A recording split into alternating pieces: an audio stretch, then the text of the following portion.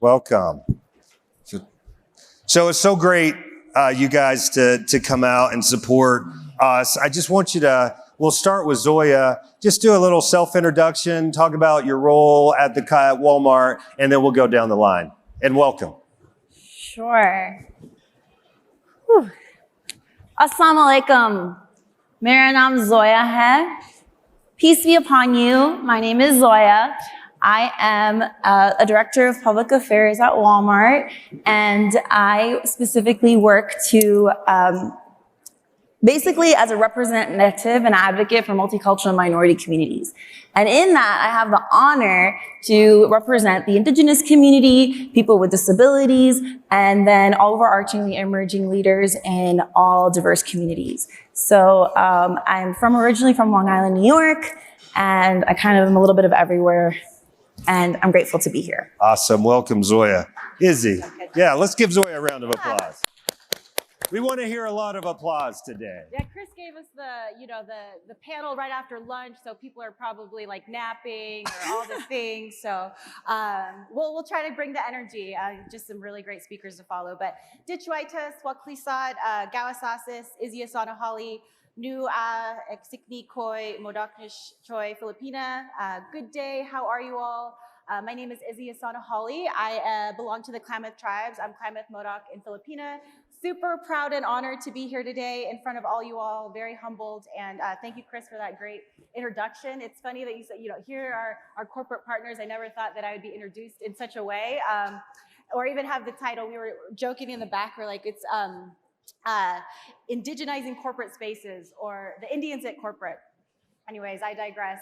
So I work at Nike. I work in North America Consumer Direct Marketing as the Unite brand manager, really focusing on how we elevate our purpose and community efforts across factory stores marketing. So overseeing roughly 180 plus different stores across North America. And so been at Nike now for over 10 years in various roles, but what really grounded me and really inspired me to go to Nike was a little brand called Nike N7. And no, Sam will not be giving away sneakers, even though we definitely need to get some Nikes on Chris next time. But I was talking to Derek. Derek might Derek might give away some free Prime memberships, but I'll let him talk about that. I don't know about that. I joke. So I'm also the co-chair of our employee resource group, the Native American and Friends Network, co-chair with two other leaders, Sam McCracken and Tyler Hogan. And more recently, just graduated from Gonzaga with an MBA in American Indian Entrepreneurship. So I feel really excited about that. There's some alumni out here. Shout out to the AIE alum. I know Angelique's here, Dr. Veronica Wu, Charity, Elena. I know there's so many others out there. So really proud of my cohort. So again, all in my free time, I'm an adjunct professor at Gonzaga in the small business marketing program. So excited. Pass it over. Awesome. Okay. And Izzy is also 40 under 40, class of 2023. So thank you very much for being here, Izzy, and Nike, to your support. Mr. Derek Eagle Lee Williams, I like to call him Amazon Derek, so please. Amazon Derek. I see Navajo Derek out there. Hi. So I'm Derek Eagle Lee Williams. I'm actually from Las Vegas, but I'm Morongo from Southern California. And also some Italian and some French. So, but I can speak those languages, but not Morongo. I'm trying to learn. I see James Steve out there. I saw him yesterday. I'll learn it for everybody. So next time I could be. I got you. Yes, I got it. Bring it in. Yes. So at Amazon, I essentially work global head of Indigenous affairs. It's everything from workforce development, hiring, trying to create a pipeline of Indigenous people that we can hire with STEM skills, or IT companies, Indigenous owned, can hire as well. And not only that, but also figuring out how Amazon, with everything that we do, can better serve Indigenous communities anywhere we are. So that's big nut to crack. Great. But Thank that's you, Derek. me in a nutshell. It's amazing to have these three leaders here. So my first question, I'll go back to you, Derek. You can start the train of questions here. Tell us a little bit about your journey as a leader, because that you are a leader in your company. So tell me a little bit. How did you get there, and what got you to Amazon? So started a long time ago, back when I was back in high school here in Las Vegas. And I don't know what got into me, but I wanted to go to one of the military academies. So I applied to all of them and I got into all of them. And I decided to go to West Point, and that kicked my butt. 4 years of that. They call it a leadership factory, and that's pretty much what it is. And I could tell stories for days, but it really brought home to me what it means to be, indigenous, to be Native American, because the history of folks who graduated from West Point did some things to our people. So going on morning runs daily and running past Custer's grave was just surreal, and it really brought home why I'm doing what I'm doing, and really made me like a little grittier, had a little bit more gumption inside of myself from that experience. And so progressing, that was what, it was 12 years ago, 15 years ago. So now, after I got out of West Point, went to the Army and had combat deployments and led soldiers and had a lot of fun and had a lot of trials and tribulations, and that made me who I am today. And just trying to be as gritty and persevering as I can be, to always be happy, always smile, and never take out my aggression on anybody. I don't have any aggression, actually.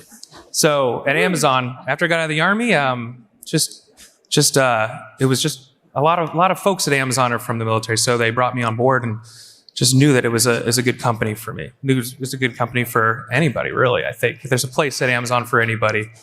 But working at Amazon, just getting active with the community, with the Indigenous Ad Affinity Group, really is where I saw that there was a community of Native American folks at the company. And Caleb Dunlap's here. I think he's getting the 40 under 40 tonight. So congrats to him. He's done so much for Indian country. But that's my journey, my path. Just advocating and never quitting, and always standing up for what's right and what I think we should do. It's kind of how I've got to where I am. Great. And Izzy, same question. I know you talked a little bit about your career path already, but maybe go into a little bit of a detail on how you really got to where you are today. Yeah, for me, I always knew in whatever space I took up that I wanted to work for community. I wanted to work on behalf of our tribes and everything that we stand for around self-determination, sovereignty, all the things. And when I was a sophomore at Southern Oregon University, I heard a guy, Sam McCracken, speak about Nike N7. And I never knew in my backyard. So I actually grew up in Coos Bay, Oregon. And I never knew, which is home of Steve Prefontaine, who's one of the three catalysts that helped shape Nike. It was Bill, Phil, and Steve. And so I always knew who Steve Prefontaine was as a long distance runner. But I never knew that Nike was in my backyard growing up in Oregon. And so I saw Sam speak, was so inspired by the fact that N7 at the time, it was 2008, 2009, was giving back to Native communities. How many Hoopers are in here? I know there's a ton. I'm looking at Ernie Stevens. I know he's going to raise his hand, but I've just kind of grew to just love and be in the space of res ball. And so sport's always been my passion. I work at Nike for a reason, because I believe in the power of sport. And so, and what that can do for our specific communities, what it can do for our Native communities as we think about the challenges and the disparities that happen. Sport can be one of those benefactors. It can be one of those catalysts to help push our communities forward. And so that's how, again, was so inspired by our main guy, Sam McCracken, who's my mentor. I'm sure he's out here somewhere. But that's really what inspired me. So I ended up changing my major to really just shaping my journey to one day where it wasn't for working for Nike in that corporate space. It was, I wanted to work for Nike N7. And so I shaped my academic journey to one day work at the company. I actually failed twice. I didn't get the internship twice. I was able to become an intern in 2011, and that kind of just changed my career trajectory. And so through that internship, now I said I've been there for 11 years in various brand marketing spaces. So what I like to say is I'm a contemporary storyteller in one of the best companies that can tell stories in the world. So, and I've been able to, again, through the lens of N7 and through our Native American and Friends Network, have been able to either give back or be a part of how we bring those stories to life and leverage the platform of Nike to tell the stories of our amazing Indigenous athletes, right? So I've been through various campaigns with N7 and doing that, and then also really having a hand in how we show up as far as visibility and representation. So part of our work, and Derek kind of mentioned it as well too, around we have our employee resource groups. And those employee resource groups really help set the tone for our companies in how we empower the communities within those spaces. And so through the Native American and Friends Network, we really focus on representation, visibility, recruitment, retention, and that's really kind of what my focus has been at as of late, as I've transitioned into various marketing roles. So that's where I've been at. And then, more recently have kind of been tapped on my community of the Klamath tribes to be on their Economic Development Corporation board. So I'll be tapping on some of the relationships out here and some of those connections out here to really help empower my tribe. Because for me, it's all about community. It's about uplifting all the individuals that we know in this room that have amazing stories to tell. So That's awesome. Thank you. Zoya, same question. Tell us about your path to Walmart and your position, your leadership position now. Sure. It's really amazing for me to listen to your story. Thank you for sharing it, because it's like everybody has such a different story. And it's like leadership. We all are leaders every day when we show up. Every day, just knowing, and I know that now, and I think back into my whole path, and I think about, growing up in, my family is Pakistani American. My beloved grandfather had immigrated from Pakistan to America. And, it's a very different story than the Native American community, but it is an indigenous story, right? And this idea of like going after a dream. And I have been able to put that together for myself now. And it's really amazing through working with the Native American community and understanding what it means to show up as a leader for your community. I, went away to college at American University, and I always was driven by impact. I didn't know exactly what I wanted to do. And sometimes I felt like people would try to be like, what do you want to do? And I thought if impact, okay, government, nonprofit, like those were the two things I thought that is how you can go and create an impact. So I studied international affairs and communication studies, and I worked at the State Department, very much on that government track. And then when I graduated, I got this opportunity that was at Microsoft, and it was like Microsoft government affairs. If I'm being honest, I had no idea what that even meant, right? And that's also what's interesting. The job I'm doing today, I didn't even know existed. And like, there's a lot of unique jobs, and there's a lot of unique roles, and a lot of unique ways your leadership path can unravel. And I've learned, at least for myself. And so I worked at Microsoft in their government affairs office, and I had the opportunity to see the role that business can play in impact and where that intersection is. Because we were going out and telling the good stories to government and nonprofits, and really finding ways to utilize our resources to do that. And then my journey took me to get my MBA at Georgetown. And I did it while I was still at Walmart. And I kind of focused on this idea of social impact, but also this intersection of business and impact. And during that time, I had a mentor who was a VP of public affairs at Walmart. And, I'm saying these pieces of story because you can see, like, she all said it, like mentorship, like following kind of those things, being open to sort of trying new things, but also I'm like fitting into boxes that were never really made for me, but I'm finding my ways through them. And that's through just the guidance of mentors and things. So then I got this opportunity at Walmart through this mentor, and he was like, you ought to come out to Bentonville, Arkansas. I didn't even know where that was, And I mean that, but like I went, and they presented this really wonderful, like, helped me to meet their people and understand the company. And I kind of was resistant to it, of course, because it was so different for me. And they said that in the role, I would be working with the Native American, disabilities, and emerging leaders. And I didn't really know what it meant, but it was really amazing because when I went back to my team at Microsoft, they were like, this is an awesome opportunity for you. You have to take it. And I honor all the people along the way that guided me to kind of get to where I am now. And, I see Derek Watchman sitting here, and I met him probably 4 years ago when I started the job. And I was new. I didn't know anything about the Native American community, and I was just trying to learn. And that's a big thing, right? Learning and listening. And he was like, oh, you ought to learn about this organization. And then look where we are now. So I'm really grateful to be here. And thank you for inviting me and honoring me by letting me speak in this way. and looking forward to learning from you guys. Well, we thank you for your support and commitment to the community. My next questions are going to go a little deeper into leadership, and we're going to start with Izzy. Nike, each of you have talked a little bit about having a mentor at your company.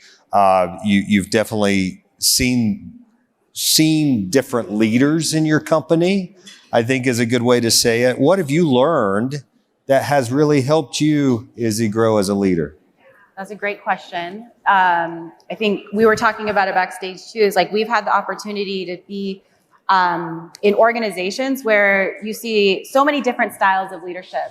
So you get to see, and then one of the other things we say is, just be a sponge and like take it in, have that awareness around. And you see that here, every single one of us, like Zoya said, every single one of us in here is a leader. And so as I think about what my company is kind of, shaped as I grow as a leader is there's a saying that we have is change is constant.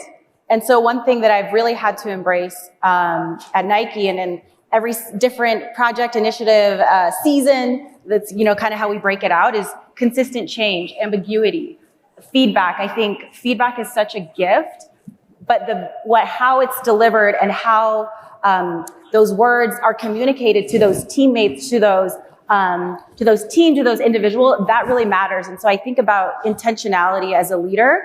I've also learned, how I do and don't want to be, how I do and don't want to lead. That's another thing, because we're in what we kind of call the matrix. So an interesting hierarchy of, leaders and teams and functions and geographies.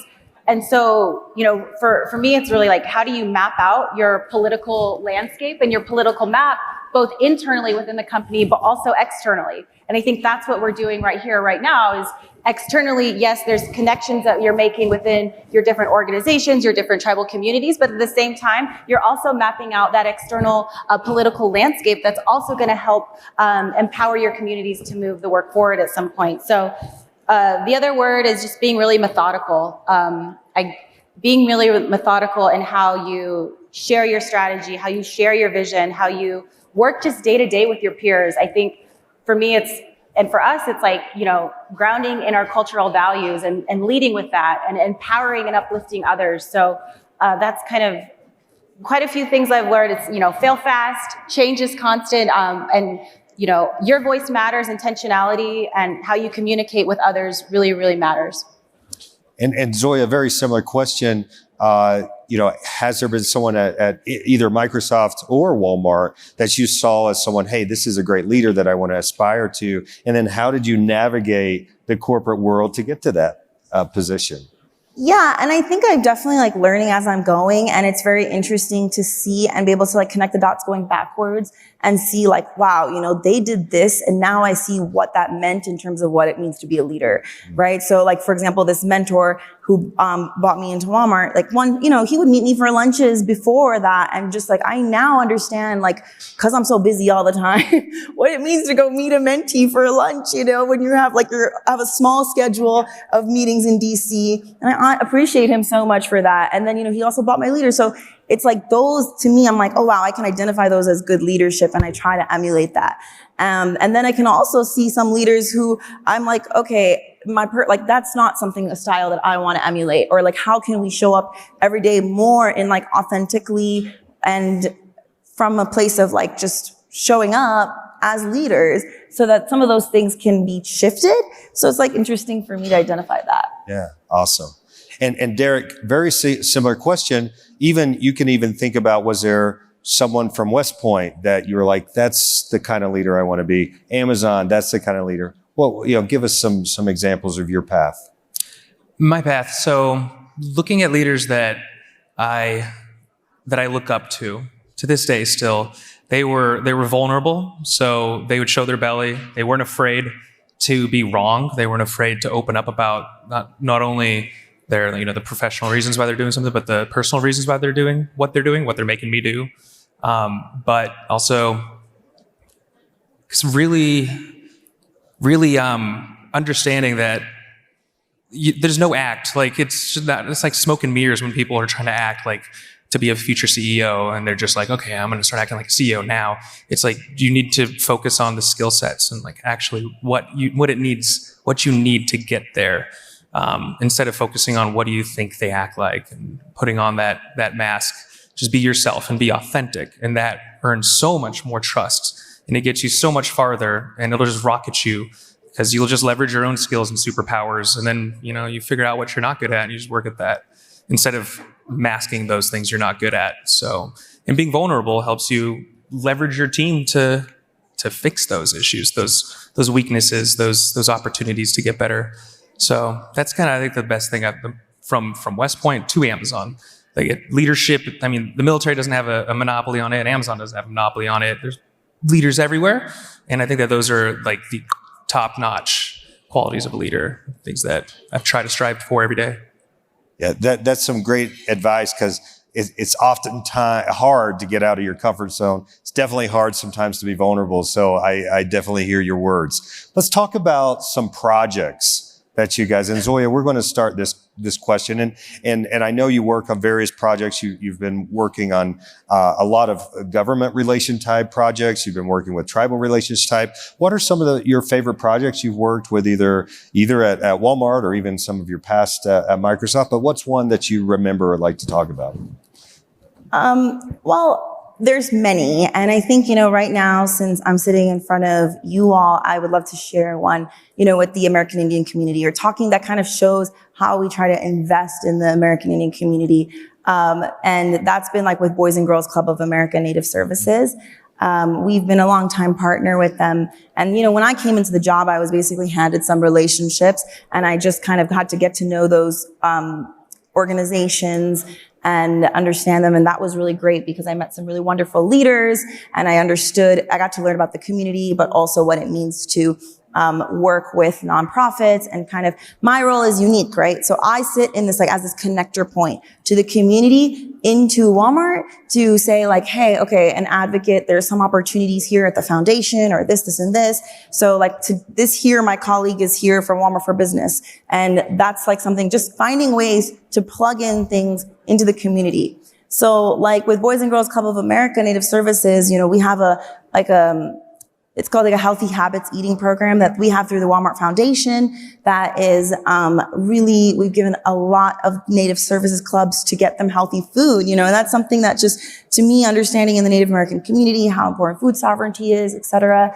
And then that I've also been able to work even around their conference and some other things around movement as medicine and things. So it's kind of I get to really create a unique partnerships and create projects that I feel can be really meaningful in the community. That's awesome. And Derek, same question. What are some of the projects you might have worked on or are working on that you'd like to talk about or can talk about? Yeah, secrets, right? You script us here. Yeah. Yes. Secret projects, please. Secret squirrel stuff. One project. A lot of that. Yeah. You get one time to tell a secret. One thing. 10 seconds. 10 seconds. Last year, Amazon Future Engineers started a nonprofit called Indigitize, and they're currently in Navajo Nation in Albuquerque area, working with the Central Consolidated School District, creating computer science curriculum for Native American students in DNA language in culturally relevant contexts. And I think that's just one of the most exciting things that I'm doing right now. And I meet with them every week, and we're just planning on conquering the world with Indigenous computer science curriculum. But I love working with them. That's really exciting. That's 5-10 years from now. That's going to be who's in this room leading companies. So probably 20 years, but same thing. And Izzy, please talk about one of your projects that you can talk about. Can I cue up the video too? Yeah, I would love to see if you have a video. We'll cue it up, but I mean, I think a lot of the work. I have skipped around on the questions, so I hope they can say if we have a video. Yes,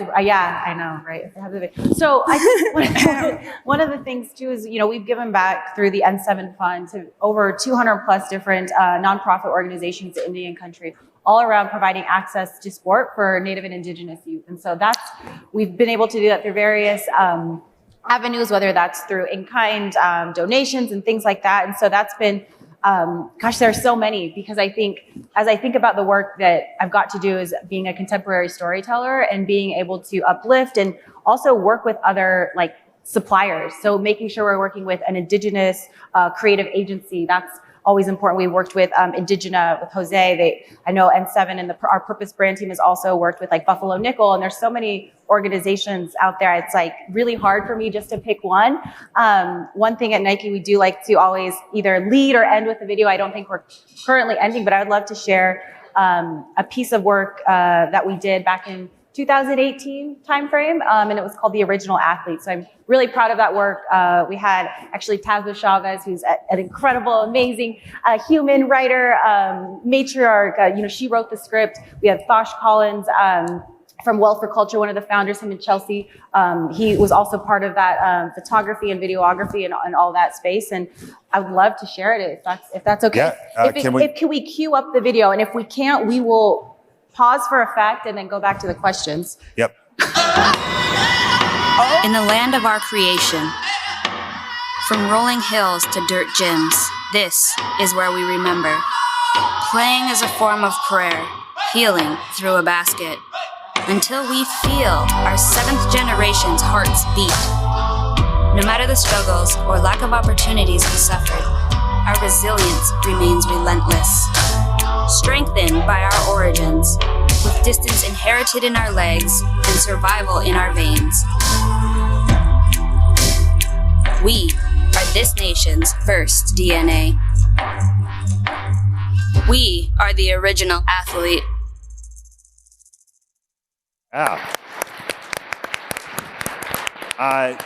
That's amazing body of work. That's a great project. You should be very proud. I see our big red flashing, so that means we are out of time. But Zoya, last thoughts, any advice or takeaways to the audience? Oh, last thoughts. What are my last thoughts? Well, firstly, as I mentioned, my colleague, Ryan Ramirez, is here from Walmart for Business. And that's a new tool that Walmart has we're trying to just help people and nonprofits save money and live better. So find us, we can get you signed up. It's free. It's just something that will make it more productive. That's one piece. Definitely here to learn and listen and look forward to connecting with you all. And then third, just remember that we're all leaders all the time. So just, however, in your everyday that you continue to show up or we show up, may it always be for the highest purpose of us all. Great. Izzy. Awesome. Okay, I have 3 things. Learn how to tell your story, both the 2-minute version and the 15-minute version, and the elevator pitch, right? That 30-second version. Always be proud of who you are and where you come from. So important for us as Indigenous people. And third, get comfortable being uncomfortable. Get comfortable being uncomfortable, because with that uncomfort, that discomfort, that's where we learn and that's where we grow as people. Also, thank your significant others and, the guardians out there that are watching our kids. It's really hard to make sure, maybe send a text and just say, thank you, I love you. My husband's watching my 2 kids right now.